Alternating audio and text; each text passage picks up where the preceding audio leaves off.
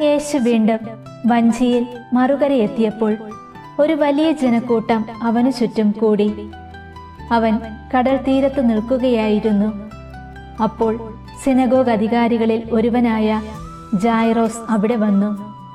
അവൻ യേശുവിനെ കണ്ട് കാൽക്കൽ വീണപേക്ഷിച്ചു, "എൻ്റെ കൊച്ചുമകൾ മരിക്കാറായി കിടക്കുന്നു. അങ്ങ് വന്ന് അവളുടെ മേൽ കൈകൾ വെച്ച് രോഗം മാറ്റി അവളെ ജീവിപ്പിക്കണമേ." യേശു അവൻ്റെ കൂടെ പോയി. വലിയൊരു ജനക്കൂട്ടം തിങ്ങിഞ്ഞെരുങ്ങി പിന്തുടർന്നു. 12 വർഷമായി രക്തസ്രാവമുള്ള ഒരു സ്ത്രീ ഉണ്ടായിരുന്നു. പല വൈദ്യന്മാരുടെ അടുത്തു പോയി വളരെ കഷ്ടപ്പെടുകയും കൈവശമുള്ളതെല്ലാം ചെലവഴിക്കുകയും ചെയ്തിട്ടും അവളുടെ സ്ഥിതി മെച്ചപ്പെടുകയല്ല, കൂടുതൽ മോശമാവുകയാണ് ചെയ്തത്. അവൾ യേശുവിനെ കുറിച്ച് കേട്ടിരുന്നു. ജനക്കൂട്ടത്തിനിടയിലൂടെ അവൾ അവന്റെ പിന്നിൽ ചെന്ന് വസ്ത്രത്തിൽ സ്പർശിച്ചു. അവന്റെ വസ്ത്രത്തിൽ ഒന്ന് തൊട്ടാൽ മാത്രം മതി, ഞാൻ സുഖം പ്രാപിക്കും എന്ന് അവൾ വിചാരിച്ചിരുന്നു. തക്ഷണം അവളുടെ രക്തസ്രാവം നിലച്ചു. താൻ രോഗവിമുക്തയായിരിക്കുന്നുവെന്ന് അവൾക്ക് ശരീരത്തിൽ അനുഭവപ്പെട്ടു. യേശുവാകട്ടെ തന്നിൽ നിന്ന് ശക്തി പുറപ്പെട്ടെന്നറിഞ്ഞ് പെട്ടെന്ന് ജനക്കൂട്ടത്തിനു നേരെ തിരിഞ്ഞു ചോദിച്ചു, "ആരാണ് എൻ്റെ വസ്ത്രത്തിൽ സ്പർശിച്ചത്?" ശിഷ്യന്മാർ അവനോട് പറഞ്ഞു, "ജനം മുഴുവൻ നിനക്കു ചുറ്റും തിങ്ങിക്കൂടുന്നത് കാണുന്നില്ലേ? എന്നിട്ടും ആരാണ് എന്നെ സ്പർശിച്ചത് എന്ന് നീ ചോദിക്കുന്നുവോ?"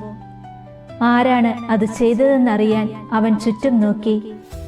ആ സ്ത്രീ തനിക്ക് സംഭവിച്ചതറിഞ്ഞ് ഭയന്നു വിറച്ച് അവന്റെ കാൽക്കൽ വീണ് സത്യം തുറന്നു പറഞ്ഞു. അവൻ അവളോട് പറഞ്ഞു, "മകളെ, നിന്റെ വിശ്വാസം നിന്നെ രക്ഷിച്ചിരിക്കുന്നു. സമാധാനത്തോടെ പോവുക, വ്യാധിയിൽ നിന്ന് വിമുക്തയായിരിക്കുക." യേശു സംസാരിച്ചു കൊണ്ടിരിക്കെ സിനഗോഗ് അധികാരിയുടെ വീട്ടിൽ നിന്ന് ചിലർ വന്നു പറഞ്ഞു, "നിന്റെ മകൾ മരിച്ചു. ഗുരുവിനെ ഇനിയും എന്തിനു ബുദ്ധിമുട്ടിക്കുന്നു?" അത് കേട്ട് യേശു സിനഗോഗ് അധികാരിയോട് പറഞ്ഞു, "ഭയപ്പെടേണ്ട, വിശ്വസിക്കുക മാത്രം ചെയ്യുക." പത്രോസും യാക്കോബും യാക്കോബിന്റെ സഹോദരൻ യോഹന്നാനും ഒഴികെ മറ്റാരും തന്നോട് കൂടെ പോരാൻ അവൻ അനുവദിച്ചില്ല. അവർ സിനഗോഗ് അധികാരിയുടെ വീട്ടിലെത്തി. അവിടെ ആളുകൾ വലിയ ബഹളം വയ്ക്കുന്നതും ഉച്ചത്തിൽ കരയുന്നതും അലമുറയിടുന്നതും അവൻ കണ്ടു. അകത്ത് പ്രവേശിച്ച് അവൻ അവരോട് പറഞ്ഞു, "എന്തിനാണ് നിങ്ങൾ ബഹളം വയ്ക്കുകയും വിലപിക്കുകയും ചെയ്യുന്നത്? കുട്ടി മരിച്ചിട്ടില്ല, ഉറങ്ങുകയാണ്." അവർ അവനെ പരിഹസിച്ചു.